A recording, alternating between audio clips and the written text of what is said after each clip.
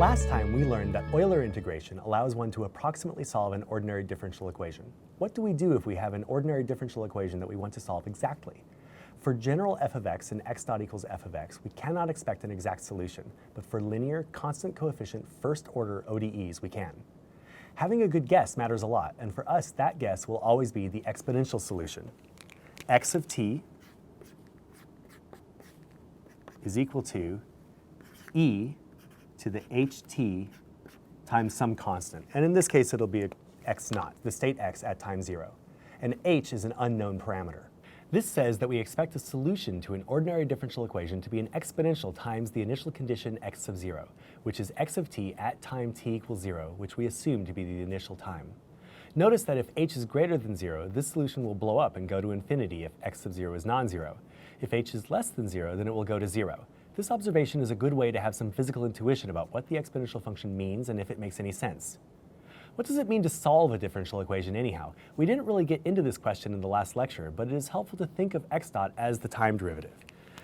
That is, x of t is equal to f of x of t is the same thing as saying that d dt of x of t is equal to f of x of t. So you see that what you're really saying is that x solves the differential equation if plugging it into the left-hand side, that is taking its time derivative, is the same as plugging it into the right-hand side, that is evaluating f at x of t for all time. To see how this works, let's assume that our spring damper system, which again has a wall, a spring, and a damper, and an external force that we assume is going to be 0. We assume that this has an exponential solution and plug into the differential equation to find the value of h. So we have x dot is equal to minus k over b x. We are assuming that d dt of x of t is equal to minus k over b x of t. And if we plug in the exponential solution, we get d dt of e to the ht is equal to minus k over b e to the ht. And don't forget that there's an x naught multiplying both of those. Now, if we take d dt of this exponential, the only thing that comes down is we have h coming down from the exponential is equal to minus k over b e to the ht x sub 0.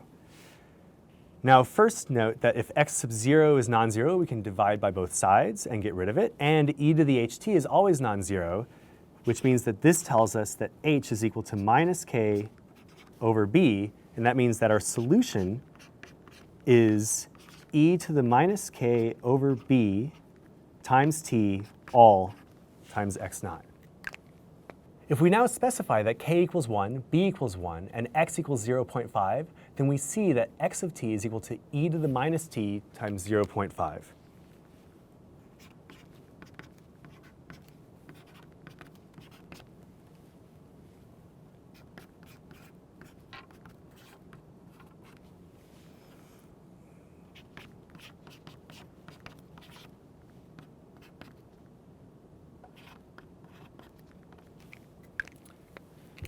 Note that this behavior is somewhat unintuitive. It says that if I extend the spring damper system by 0.5 units, then I will see it move forever, which of course a real system won't do.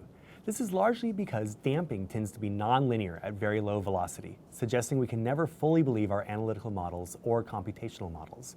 But this solution will capture the behavior of many spring damper systems.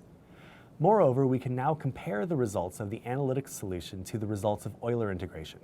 Note that the large dt is not very close to the analytical solution, but the small dt is. This means that you have to use your judgment when choosing the dt for your simulation.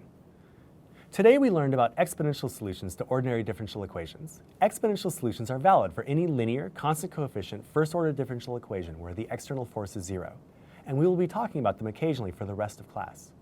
For now, keep in mind that an analytic solution exists for many engineered systems that you will encounter, and certainly all of the ones we will see during the rest of this class.